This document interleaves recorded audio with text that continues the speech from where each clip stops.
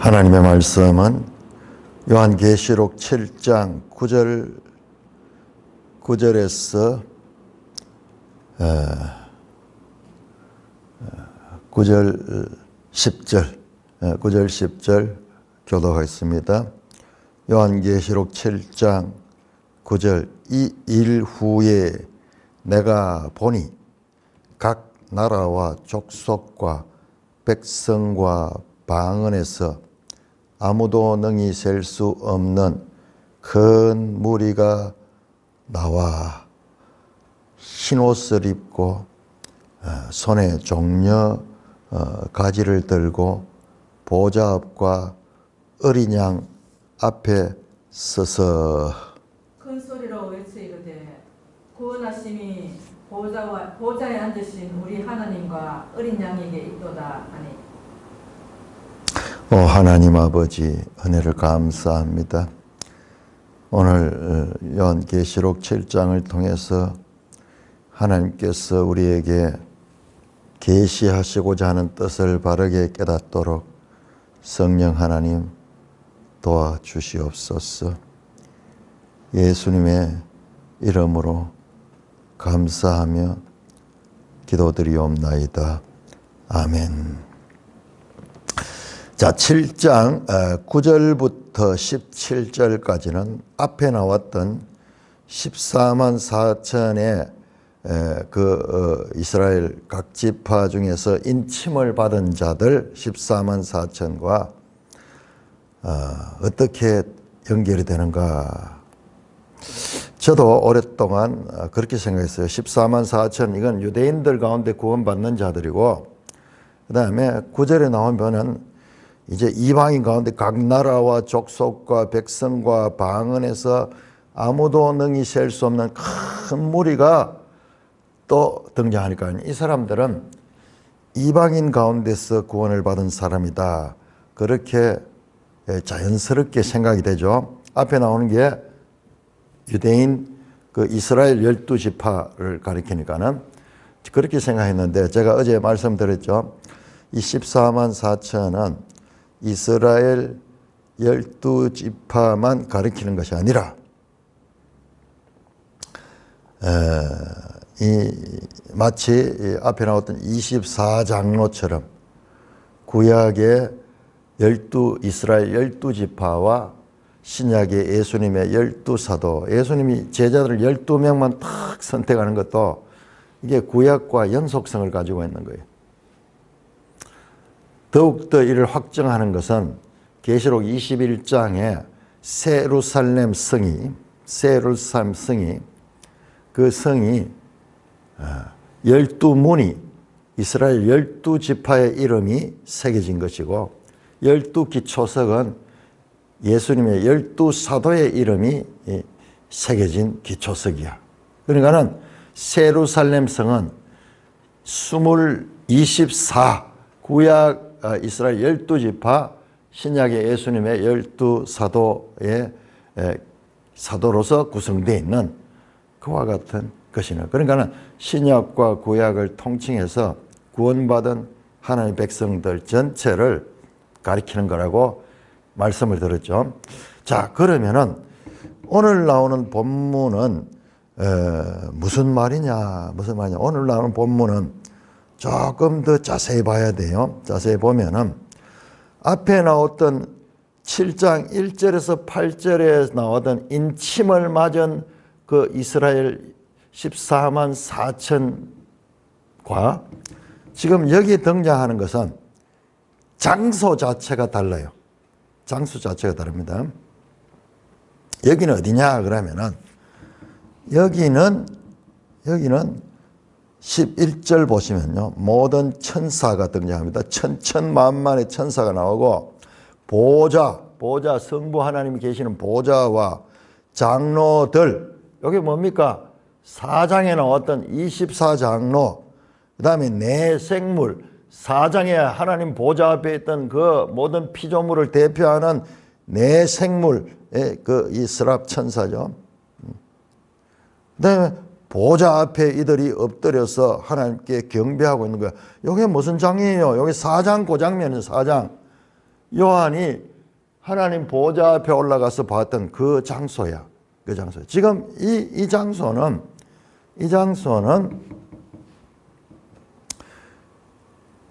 성부 하나님이 계시던 그 하나님 보좌 앞입니다.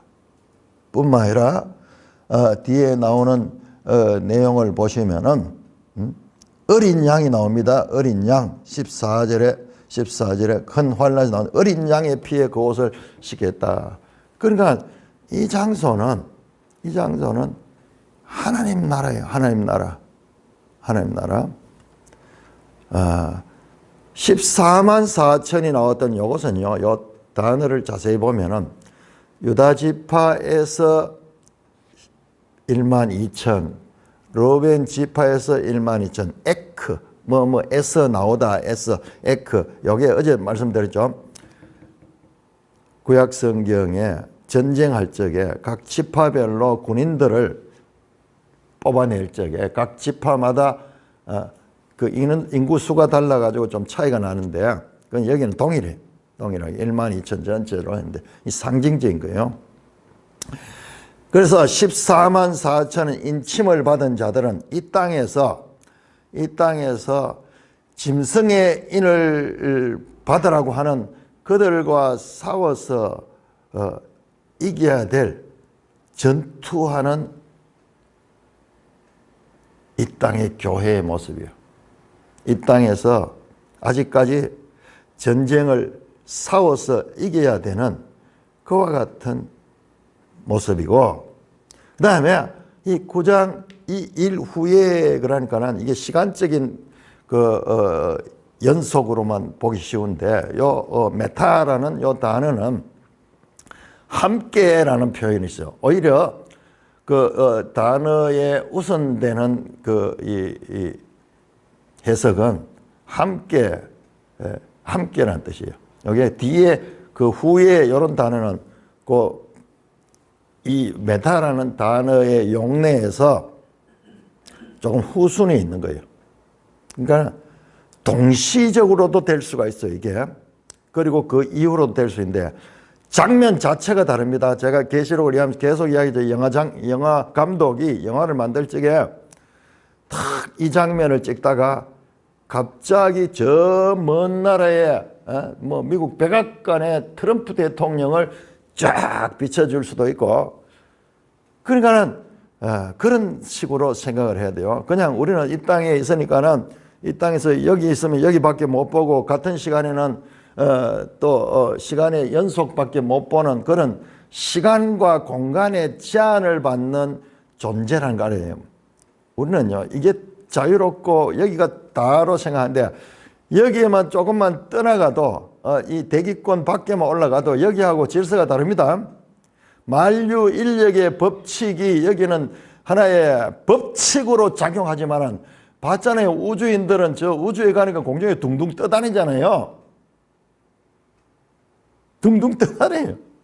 그러니까 우리는 이 안에 살면서 이것이 모든 것이 단줄로 생각할 수밖에 없는 그런 한계를 가진 존재예요. 마치 물고기가 물 속에서, 거긴 자기 세상이잖아요. 그 물 밖에 나오면은 적응을 못 하잖아요. 우리도 똑같은 존재예요. 우리도.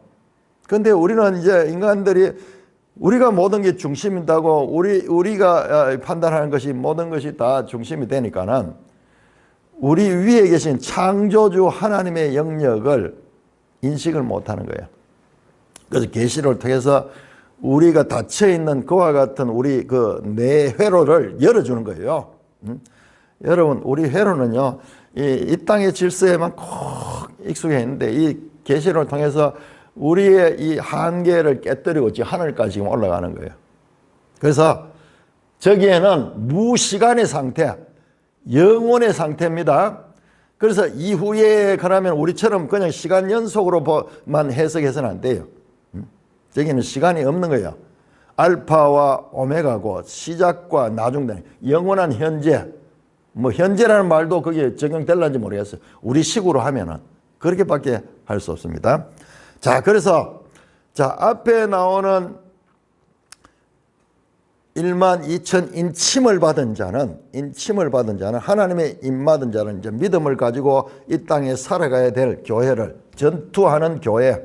그래서 결과적으로 거기에서 그 사람들을 이겨내죠. 임맞은 자들은 이겨냅니다. 그들은 진승의 임을 받지 않아요. 자, 그런데 자, 이 장면은 그게 아니고 동일한 이와 같은 14만 4천과 동일한 사람, 구원받은 백성이에요. 구원받은 백성이 지금 여기는 조금 더 보시면 깜짝 놀랄 거예요. 여기는 어디냐 그러면은 여기는 저 하나님 보좌가 있는 곳이고 이것은요 새하늘 새 땅이 하나님 나라 그 자체예요. 하나님 나라에 들어와 있어요.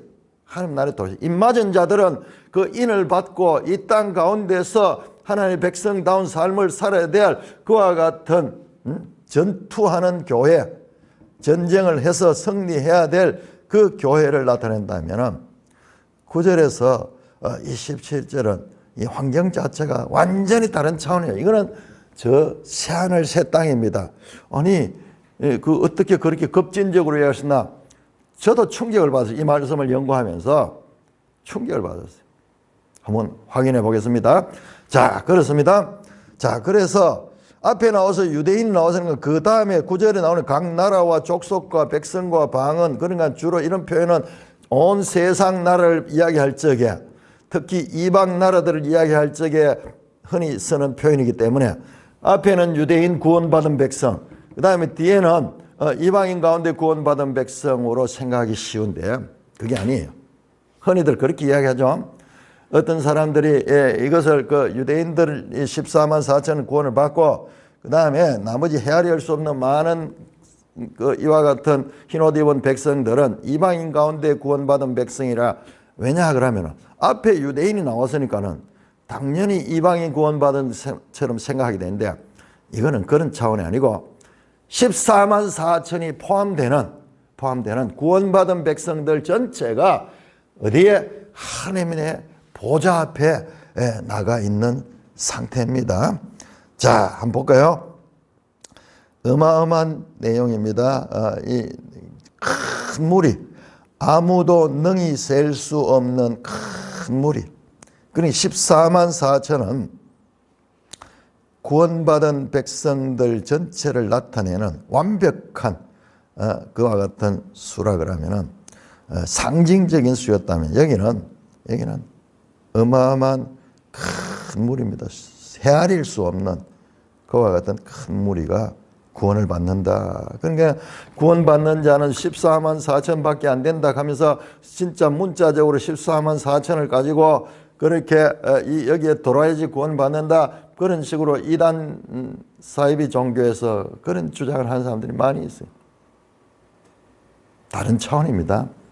여기는 헤아릴 수 없는 많은 무리가 흰옷을 입고 손에 정려가지를 들고 보좌 앞과 어린 양 앞에 서서 어디에요? 보좌 4장에 나왔던 그 보좌 5장에 나왔던 어린 양 그 보좌 앞에 이 일찍 죽임을 당한 유다 지파의 사자 그 어린 양이 여기 나오잖아요. 이게 하나님 나라예요. 하나님 나라. 여기는 하나님 나라입니다.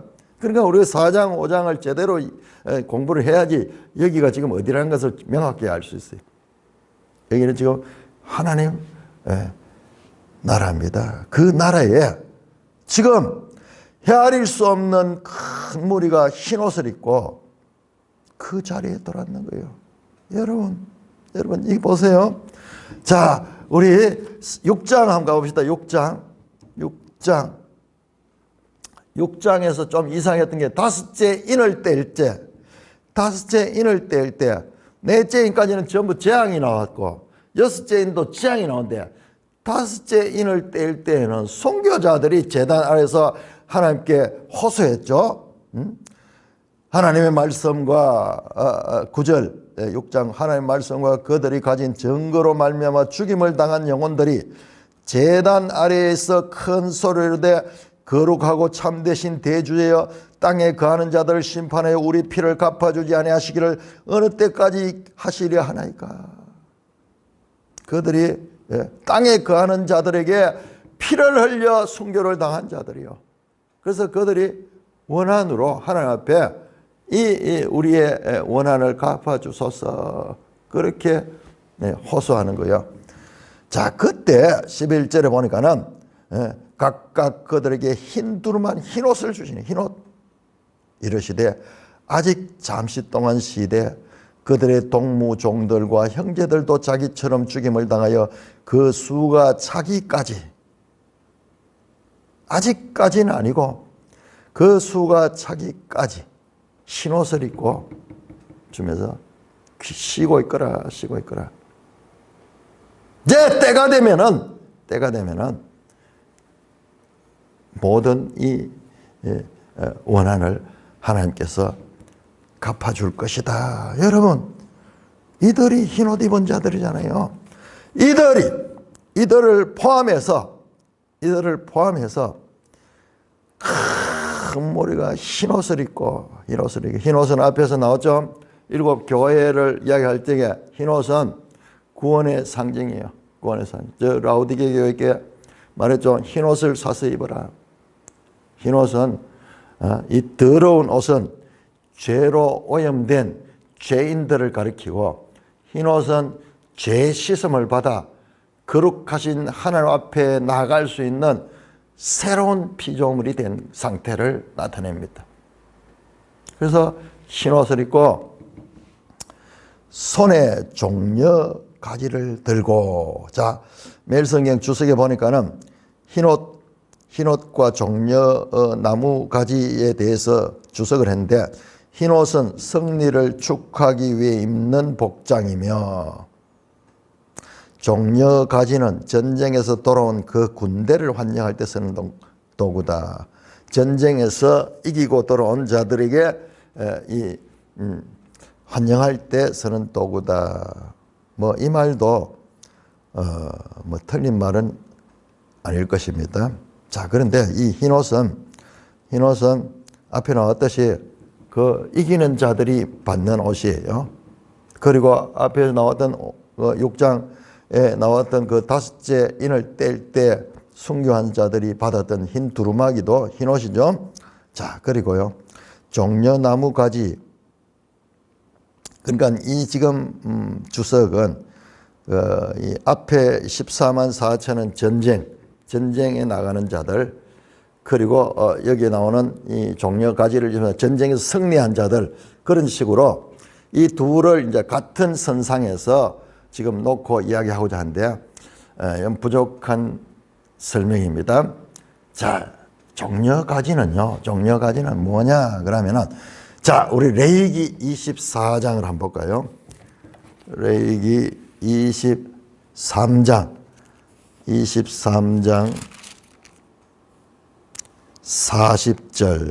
40절 보시면요. 자, 레위기 23장 33절에서 44절까지는 초막절을 초막절. 이스라엘의 3대 절기가 있죠. 유월절, 그 다음에 맥추절, 이게 오순절이죠.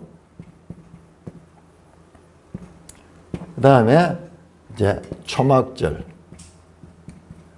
자, 초막절은 수장절. 초막, 장막 같은 말이고, 수카 같은 말이고, 이게 수장절입니다. 제일 먼저 이 초막절의 이 이름은 수장절로 불려졌어요. 출애굽기 23장에서 동일한 겁니다. 초막절, 수장절 같습니다. 이 두 개의 의미를 같이 알아야 됩니다. 초막절 또한 장막절이라고도 합니다. 장막절.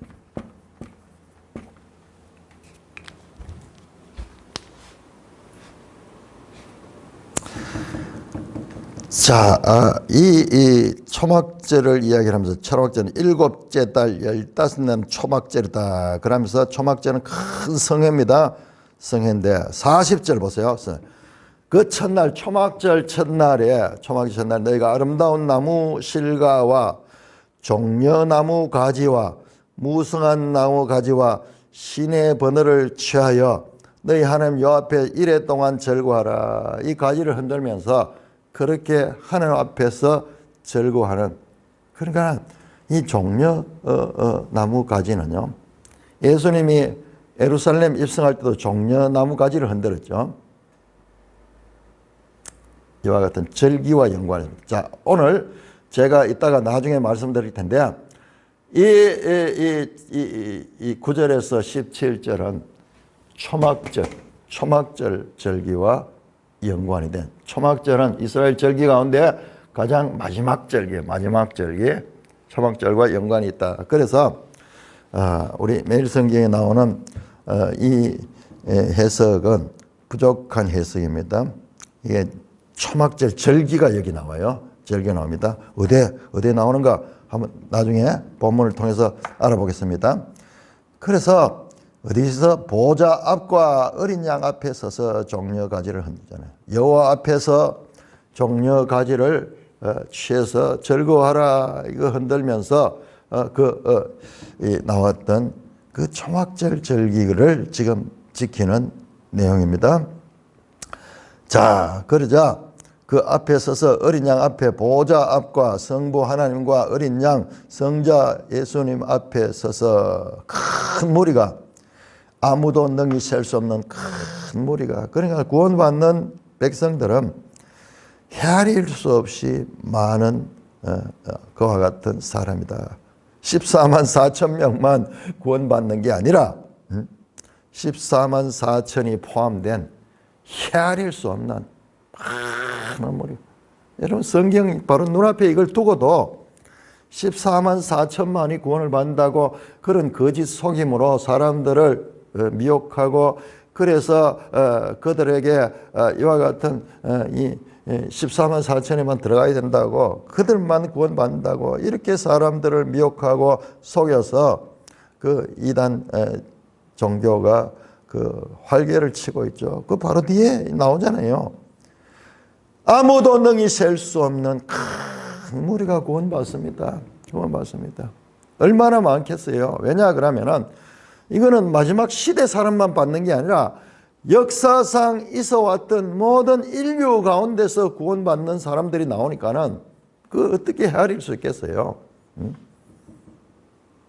지금 현재 지구상에 살고 있는 사람 수도 우리가 헤아릴 수 없는데, 이뿐만 아니라 지금까지 있어온 모든 그 인류 가운데서 구원받는 무리니까는 얼마나 큰 무리인지 몰라요. 그들이 나와서 하나님 앞에 찬송합니다. 큰 소리로 외쳐 이르되 구원하심이 보좌에 앉으신 우리 하나님과 어린 양에게 있도다니. 자, 이 사람들은 이미 구원받았는 거예요. 구원받았기 때문에 자기들이 구원받은 자기들을 구원한 분은 보좌에 앉으신 우리 하나님과 그 어린 양이 우리를 구원했다. 모든 구원은 전적으로 하나님의 주권적 역사다. 구원은 하나님께 속한 것이다. 이게 우리 기독교 신앙의 핵심 사상입니다. 그런데 하나님 한 분이 아니라 어린 양과 같이 창조주 하나님께서 구속주 예수 그리스도를 통해서 구원하셨어. 자, 11절, 12절 교독합니다. 모든 천사가 보좌와 장로들과 내 생물의 주위에 서 있다가 보좌 앞에 엎드려 얼굴을 대고 하나님께 경배하여 이르되 아멘. 찬송과 영광과 지혜와 감사와 존귀와 권능과 힘이 우리 하나님께 세세토록 있을지어다. 아멘 하더라. 여러분 계시록을 읽을 때는 한 절 한 절 읽을 때 우리 막 이 절수가 짧으니까는 그냥 빨리 읽어버리면은 이건 모릅니다. 지금 무슨 장면이냐 그러면은 보세요. 11절에 우리가 봤잖아요. 5장에서 그 모든 피조물들 땅 위에와 하늘 위와 땅 위와 땅 아래와 바다에 거하는 모든 피조물들이 하나님을 찬송하듯이 지금 여기서 5장에서 나왔던 그 모든 천사, 수를 헤아릴 수 없어서 천천만만 되는 천사가 보좌와 성부 하나님 계십니다. 장로들 24장로와 네 생물 주위에 서 있다가 보좌 앞에 엎드려 얼굴을 대고 하나님 걸 경배하며, 이제 천사들의 찬송입니다. 천사들 아멘 아멘 먼저 나옵니다. 아멘 하는 것은요, 옳습니다. 찬송과 영광과 찬송 율로기야, 영광 독사, 지혜 소피아, 그 다음에 감사 유크라미타, 존귀 티메, 권능 두나미스, 일곱 개 하나님께 영광을 드리며 찬송, 영광, 지혜, 감사, 존귀, 권능, 그리고 힘, 끝에 나오는 힘, 히스키.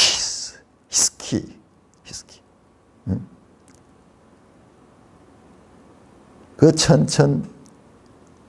천천만만의 천사들이 하나님을 찬송하며, 여러분 하나님 나라는 찬송이 끊이지 않는 거예요. 찬송이 끊이지 않아요.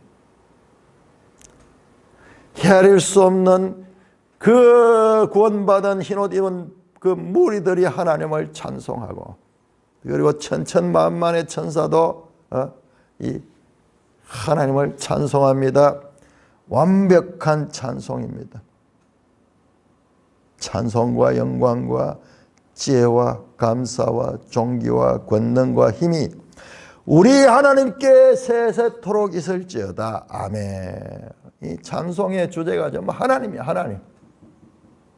하나님과 어린 양이 찬송의 주제입니다. 아멘으로 시작해서 아멘으로 마치며, 이렇게 천천만만의 천사도 하나님을 찬송합니다. 이 웅장한 하늘에서 펼쳐지는 이와 같은 이 찬양의 장면들을 우리가 깊이 묵상해야 돼요. 우리 인생은 볼 수도 없고 알 수도 없는 지금 하나님 나라의 이 거룩하고 영광스러운 장면을 보여줍니다. 자, 그때 이 13절에서 14절 교도합니다.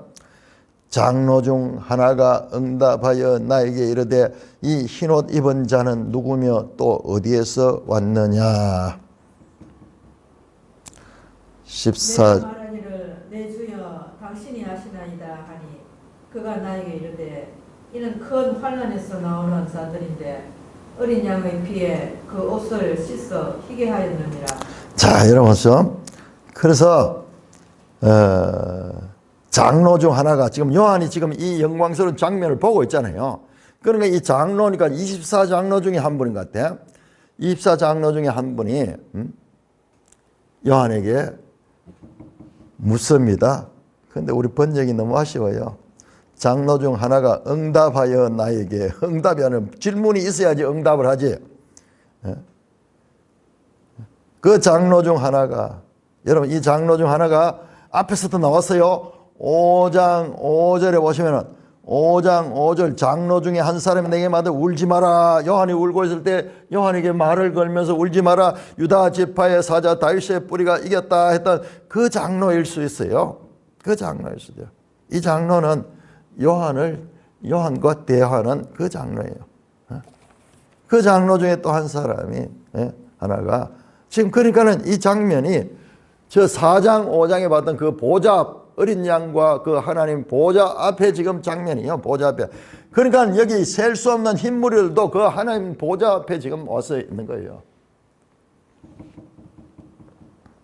장로 중 하나가 응답하여 가지고 물어서 나에게 이르되, 번역을 어떻게 이렇게 했을까요? 너무 아쉽죠? 장로 중 하나가 응답하여 나에게 이르되. 질문도 안 했는데 무슨 응답을 해.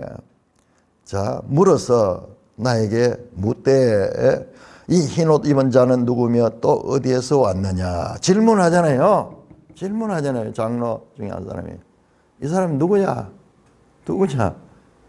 그러자 요한이 내가 말하기를 내 주여 당신이 아시나이다. 나는 모릅니다. 그들이 누군지. 그러니까 이 장로가 지금 질문을 통해서 문답식으로 지금 답을 하고자 한 거예요. 요한에게 이들이 누군가를 묻는 것은 요한은 이들이 어디서 왔는지 알지 못한다는 것을 알게 하시고, 그 다음에 그가 나에게 이르되. 내가 어떻게 합니까? 그럼 장로도 지금 영광의 모습이요. 주여 그러면서 그 장로를 향하여 주님이라고 부르며 당신이 아십니다. 그렇게 하니까는 그가 나에게 이르되 이는 큰 환난에서 나오는 자들인데 어린 양의 피에 그 옷을 씻어 희게 하였다. 자, 이 해석에 여러 가지 그 해석입니다. 큰 환난에서 나오는 자들이다. 그래서 말씀드렸듯이 세대주의 같은 경우에는 이것이 바로 7년대 환난이다. 7년대 환난. 그렇게 해석하죠. 여러분 7년대 환난 가는 게 성경에 어디 나옵니까? 여러분 7년대 환난 가는 거는요. 저 다니엘서에 잠깐 비치는 그거를 지금 해가지고 그 이야기인데 무조건 그 7년대 환난을 가다. 우리도 이제 그게 이슈에는 거는 그 생각하는데 이 큰 환난은 여러분 우리가 봤잖아요. 7 교회가 그 당시에 지금 환난을 받고 있잖아요. 환난 가운데 있잖아요. 그러니까 이게 이 세상에 주님의 초림에서 재림까지 교회가 신앙을 지키기 위해서는 여러 가지 환난들을 받게 됩니다. 그래서 지금 여기는 어느 특정한 시대를 이야기하는 전체를 다 말하는 거예요. 전 역사 가운데서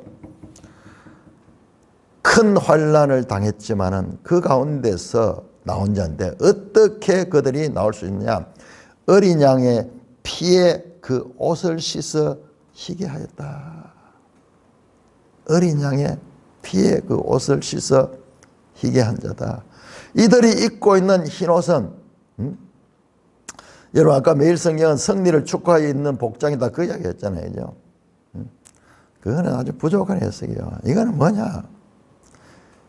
우리의 이 더러운 어린 양의 옷에 그 씻음을 받아서 이 죄사함을 받은 상태예요. 자, 1장 5절에 이미 나왔습니다. 1장 5절에 이렇게 말합니다. 땅의 임금들의 머리가 되신 예수 그리스도로 말미암아 은혜와 평강이 너에게 있기를 원하라. 우리를 사랑하사 그의 피로 우리 죄에서 우리를 해방하셨다. 죄 사함을 받았다. 그래서 그의 피로 깨끗함을 입은 자여 어린 양의 피에 옷을 씻어 희게 됐다. 어린 양의 피에 그 옷을 씻어 희게 되었다. 자, 우리 19장 한번 볼까요? 19장 13절. 요한계시록 19장 13절에 또 흰 옷이 나옵니다. 19장 13절 14절. 또 그가 피 뿌린 옷을 입었는데 그 이름은 하나님의 말씀이라 칭하더라. 하늘에 있는 군대들이 희고 깨끗한 세마포 옷을 입고 백마를 타고 그를 따르더라. 희고 깨끗한 세마포 옷. 그 옷은 피 뿌림을 받아서 참 이것도 형용 모습이죠. 피를 뿌리면 옷이 붉어져 가지고 옷이 더러워질 것 같은데 이 피는 그런 물리적인 피가 아니야. 이 피는 우리의 죄를 씻어주는 대속의 피인 것입니다. 피에다가 옷을 빨면 어떻게 돼요? 옷이 뻘겋게 되겠죠. 뻘겋게 된 게 이제 피가 나중에 색깔이 변해가 시커멓게 갈색, 짙은 갈색이 되겠죠. 그런데 희게 되는 피야. 이거는 그냥 이 물리적인 그런 피로 해석해서 안 돼요. 이게 영적이고 상징적이에요. 그 피로 씻어서 희게 되는 거예요. 희게 되는 거예요. 계시록 22장 14절 한번 볼까요? 지금 제가 지금 여기서 이걸 찾는 것은요. 22장 14절. 자기 두루마기를 빠는 자들은 복이 있으니 이는 그들이 생명나무에 나아가며 문들을 통하여 성에 들어갈 권세를 받다. 자기 두루마리를 어디다 빠는 자예요? 어린 양의 피로 빠는 자예요. 피로 빠는 자. 그들이 지금 어디? 새하늘 새 땅에 들어가게 되는 것입니다. 되는 것입니다. 스가랴 3장. 자, 스가랴서가 여기서 또 중요하게 다뤄집니다. 스가랴 3장. 유명한 이 더러운 옷을 입은 3장 4절. 대제사장 여호수아가 그 여호와 앞에 갔는데 지금 말씀드리죠. 구약 성경에 이미 하나님의 의전회의 앞에 나갔던 선지자들 이사야, 다니엘, 에스겔, 스가랴 지금 거기 있는 거예요. 3장 4절에 보니까 여호와께서 자기 앞에 선지자들에게 명령하서 그 더러운 옷을 벗기라 하시고 또 여호와께 내가 네 죄악을 제거해 벗으니 내게 아름다운 옷을 입히라. 자, 이 흰 옷은 뭐냐? 죄악을 씻어버린 죄악이 제거된 옷이 바로 흰 옷입니다. 깨끗한 옷이고 그리고 더러운 옷으로는 하나님 앞에 설 수 없어요. 그래서 그 더러운 옷을 벗기고 죄악을 깨끗하게 제거한 그 흰옷을 입은 자, 이 구원받은 백성입니다. 구원받은 백성. 자, 이는 큰 환란에서 나온 자 어린 양의 피에 그 옷을 씻어 희게 했다. 여러분, 아무도 능히 셀 수 없는 이 큰 무리는 어린 양의 피로 말미암아 구원을 받은 자들입니다. 어린 양의 피로 말미암아 구원을 받은 자들입니다. 자, 15절에서 17절까지 15절. 그러므로 그들이 하나님의 보좌 앞에 있고 또 그의 성전에서 밤낮 하나님을 섬김에 보좌에 앉으시니가 그들 위에 장막을 치시리니 그들이 다시는 줄이지도 아니하며 목마르지도 아니하고 해나 아무 뜨거운 기운에 상하지도 아니하리니 이는 보좌 가운데 계신 어린 양이 그들의 목자가 되사 생명수 샘으로 인도하시고 하나님께서 그들의 눈에서 모든 눈물을 씻어 주실 것이라. 지금 이 말은요. 이 말은 그 장로의 말의 연속이요. 그 장로. 그 하나님 24장로 중에 한 사람이 이걸 다 설명을 하는 거예요. 요한은 봐도 몰라요. 봐도 모르는데 이걸 다 설명을 합니다. 그러니 요한과 지금 이 24장로 중에 한 장로가 지금 대화를 하는데 그 장로가 말합니다. 그러므로 자, 그들이 어린 양의 피에 그들의 옷을 씻어서 희게 했기 때문에 큰 환란에서 나온 자, 환란을 이긴 자들입니다. 그러므로 그 이겼기 때문에 그 어린 양의 피로 씻음을 받았기 때문에 이긴 거예요.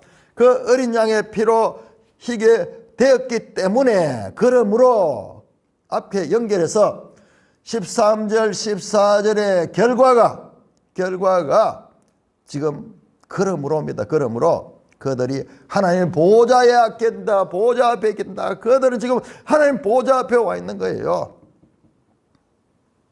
하나님 보좌 앞에 있고 또 그의 성전에서 밤낮 하나님을 섬기고 있는 거예요. 그 보좌 앞에 있고 하나님의 성전에서 하나님을 섬기고 지금 그러니까 이들은요 하나님 보좌 앞에 와 있는 자들이에요.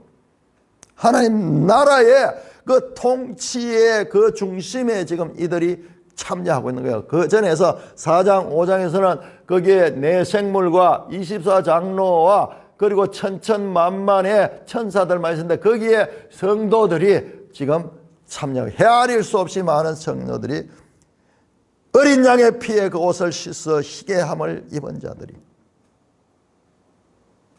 자, 우리가 예수 믿고 구원받는다 우리 개인적인 이런 차원에서 왔는데 이게 객관적으로 보니까 전 인류를 통해서 보니까는 어린 양의 피에 씻음을 받은 흰옷 입은 자들, 이들이 구원받은 자들이고 이들이 이긴 자예요. 그래서 2장에서 3장에 나오던 7교회에 이기는 자에 대한 보상이 여기에 다 나옵니다. 첫째, 하나님 보좌 앞에 있고 그의 성전에서 하나님을 밤낮 섬긴다. 그리고 보좌에 앉으시니가 그들 위에 장막을 치신다. 자, 여러분 이건 다 찾아봐야 돼요. 자, 에스겔 37장 계속 에스겔, 다니엘, 스가랴, 이사야 그리고 요엘 구약에서 하늘 보좌를 경험했던 자들입니다. 에스겔 37장 26절 이거 한번 보세요. 자, 이 구원받은 백성 참 구약의 이 선지서들은 우리가 뭔가 이 명확하지 않아요. 우리 앞에. 근데 이게 이제 계시록과 연결될 때 명확해지는데 자, 구원받는 백성 26절 에스겔 38장 26절 내가 그들과 화평의 언약을 세워서 영원한 언약이 되게 하고 또 그들을 견고하고 번성하게 하며 내 성소를 그 가운데 세워서 영원히 이르게 하리라. 내 처소가 그들 가운데 있을 것이며 나는 그들의 하나님 되고 그들은 내 백성이 되리라. 내 성소가 영원토록 그들 가운데 있으리니. 하나님의 성소가 그들과 함께 있는 거예요. 그들과 함께. 여러분 에스겔 마지막 보세요. 에스겔 마지막 장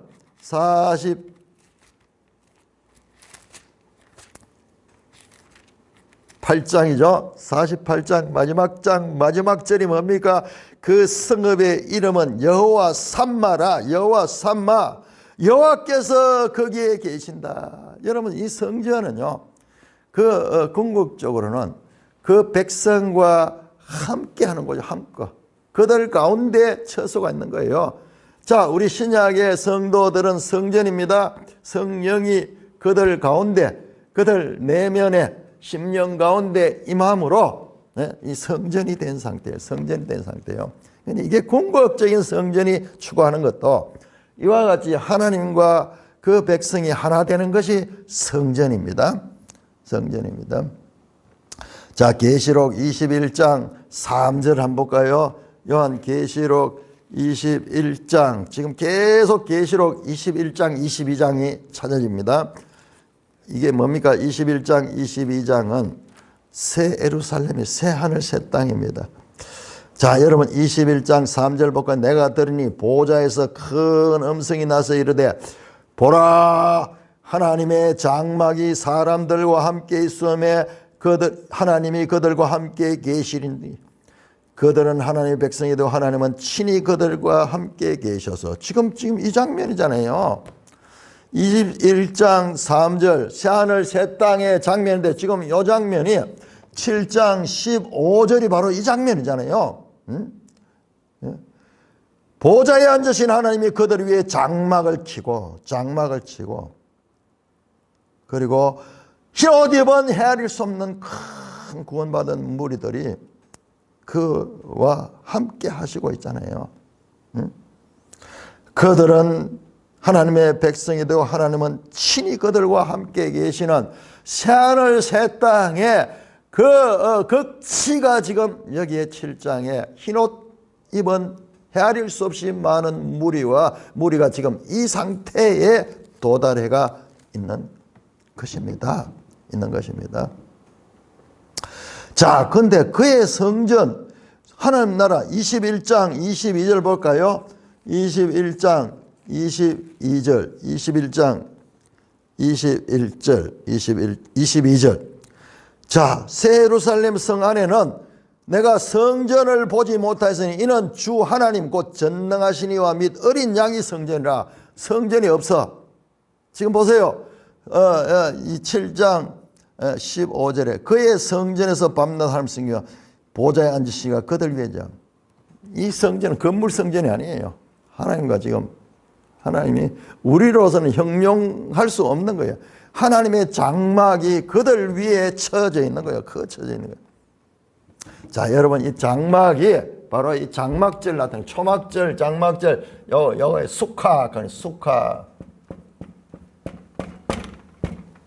스코트, 수카. 장막절. 여러분, 이스라엘은 이 장막절이 되면 초막절, 장막절 같은 말입니다. 어떻게 합니까? 지금도 그 절기가 되면은 이건 장막절은 일주일 지나 일주일. 텐트를 치고 집안에 건물 안에 있지 않고 바깥에 지금도요.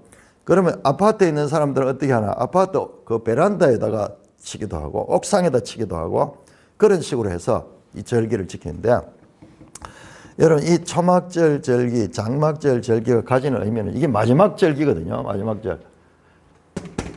우리가 살고 있는 이 땅의 삶은 초막과 같은 것이다. 잠시 머무는 임시 대피소다. 그런 의미가 있는 거예요. 이 말은 뭐냐? 우리에게는 영원한 집이 있다. 우리는 그 하나님 나라가 우리의 본향이다. 이와 같은 것이 이 절기 속에 나타나요. 늘 우리는 살다 보면 이 땅이 단 것 같고 이 땅에서 영원히 살 것 같고 그래서 집도 엄청나게 막 돈을 들여가지고 있는 사람들은 그렇게 하고 이러지만은 그것 전부 다 아무것도 아니야. 그것은 마치 초막 같은 거야. 잠시 있는 거야.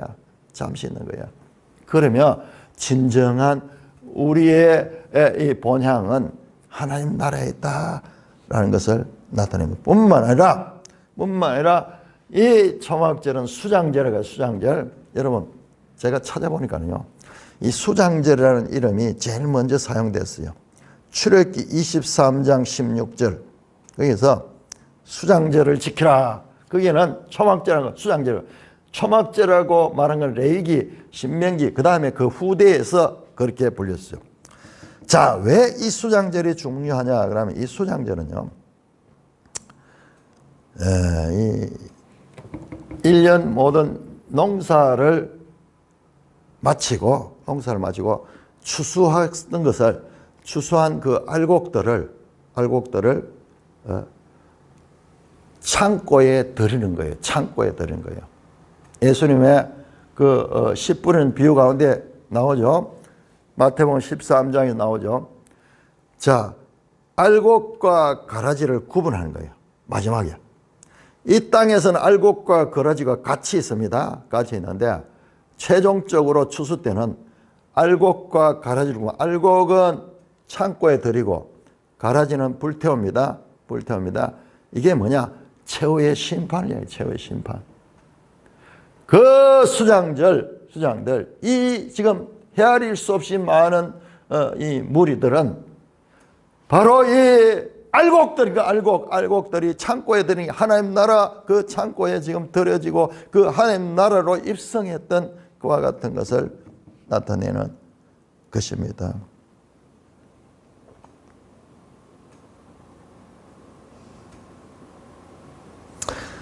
자, 계시록 22장 14절 앞에서 나와서 큰 환란에서 나온 자들아. 그러니까 세대주의자는 이건 7년 대환란 뭐 특별한 그 시대를 한정해서 이야기하는데 여기에 참여하는 무리들은요 온 세대에서 다 구원받은 무리예요. 그러니까는 어떤 특정한 시기가 될 수가 없습니다. 22장 계시록 22장 14절을 보시면은 이렇게 나옵니다. 자기 두루마기를 빠는 자들은 복이 있으리니 이는 그들이 생명나무에 나아가 문들을 통해 성에 들어갈 권세를 받으라 합니다. 자, 이들은 그 12지파의 그 성에 들어갈 권세를 받아요. 반면에요, 개들과 점술가들과 음행하는 자들과 살인자들과 우상숭배자들과 및 거짓말을 좋아하며 지어내는 자는 다 성 밖에 있다. 자, 여기에 이 예루살렘 성에 들어가는, 새 예루살렘 성에 들어가는 자는 모든 시대 가운데서 그 환란을 이기고 남은 그 무리들.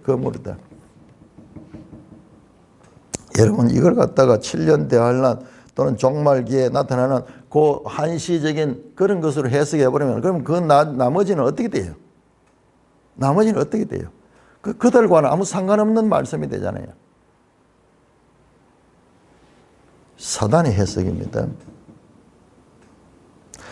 자, 그렇게 해서 지금 장막을 친다. 이게 바로 장막절, 초막절이요. 초막절, 스캐너, 그 위에 장막을 친다. 바로 계시록 21장 22절, 21장 22절에 나옵니다. 그 성전은요, 성전은 이 땅에 있을 때 건물 성전하고 다릅니다. 건물 성전하고 다릅니다. 이거는 우리가 형용할 수 없는 거예요. 그냥 하나님과 어린 양 자체가 성전이야. 그러니까 그 안에 하나로 합해집니다. 그러므로 여기 나오는 하나님이 보좌에 앉으시니까 그들 위에 장막을 치신다. 이걸 갖다가 그냥 문자적으로 텐트를 쳐가지고 햇빛 가려주는 그늘을 만들어주는 그 상태로 해석해서 안 됩니다. 자, 이거는 이 공간 개념을 벗어난 그와 같은 것이에요.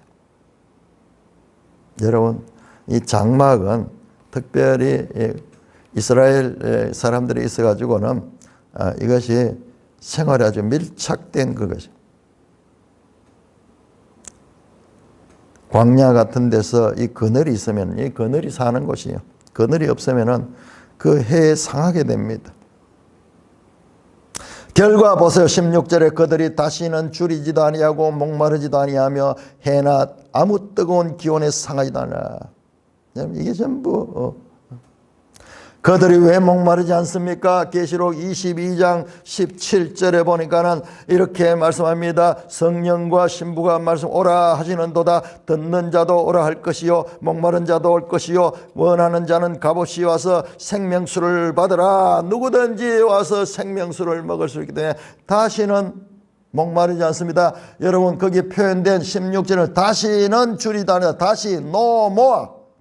새하늘 새 땅에는요, 다시는 이 땅에 있던 것들이 없는 것이 있습니다. 21장,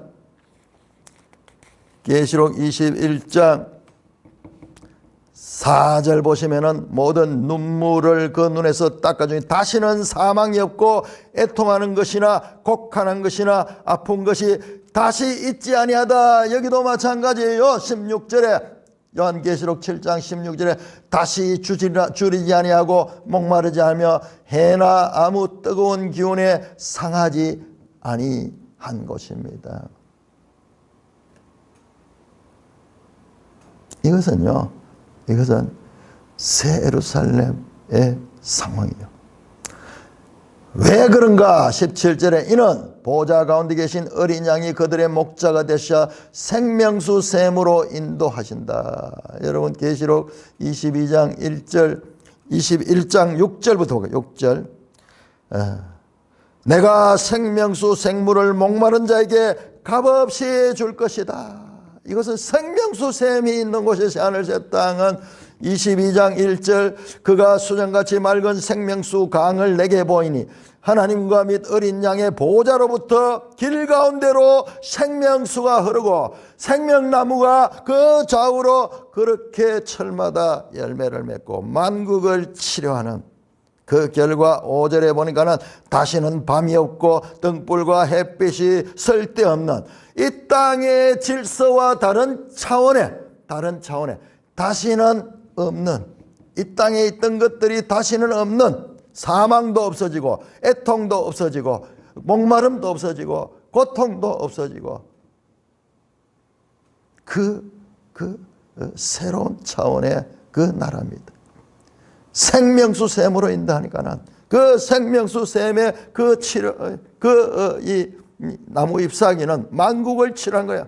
그러니까 다시는 질병도 없는 거야. 질병도 없는 거야. 사망도 없는 거야. 영원한 생명의 그 나라입니다. 하나님께서 그들의 눈에서 모든 눈물을 씻어 주실 것이라. 21장 4절 모든 눈물을 그 눈에서 닦아 주신다. 하나님께서 친히 그 모든 눈물을 그 눈에서 닦는다. 그러므로 7장 15절에서 17절은 요한계시록 21장 22장 즉 새하늘 새 땅, 이것을 새 예루살렘 성, 새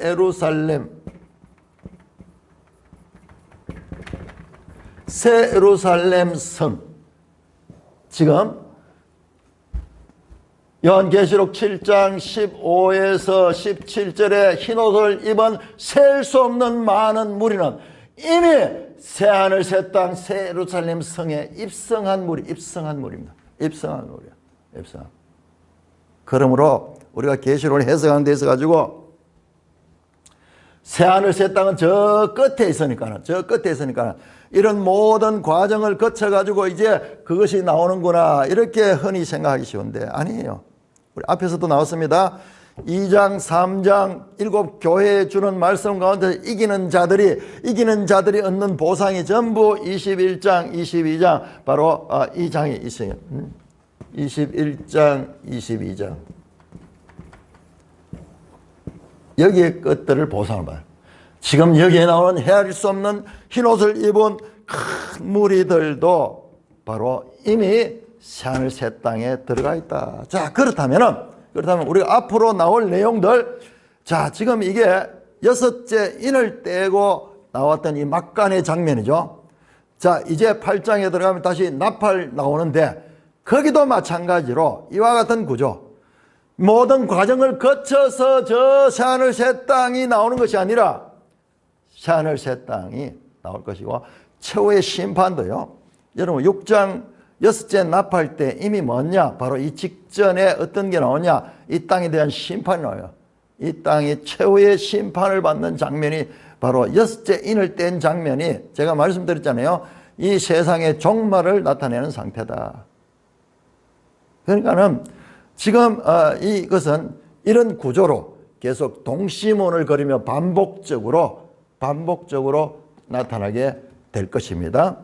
이 모든 과정을 거쳐가지고 저 최후의 심판이 있고 저 새하늘 새 땅이 있는 것으로 우리가 흔히 생각하기 쉬운데 아니에요. 이 심판도 다 앞당겨져 있고 지금 이제 그런 본문이 나올 때마다 강조해서 이 계시록을 해석하는 데 있어가지고 이와 같은 이 동시문적인 해석, 그냥 시간의 연속으로 해석하는 것과 그 다음에 같은 내용의 반복을 가지는 그런 내용으로 해석하는 것에 따라 가지고 해석이 완전히 달라져요.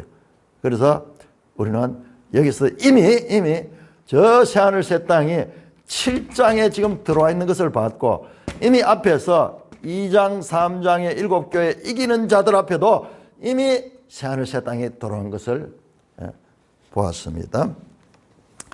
찬송가 240장입니다.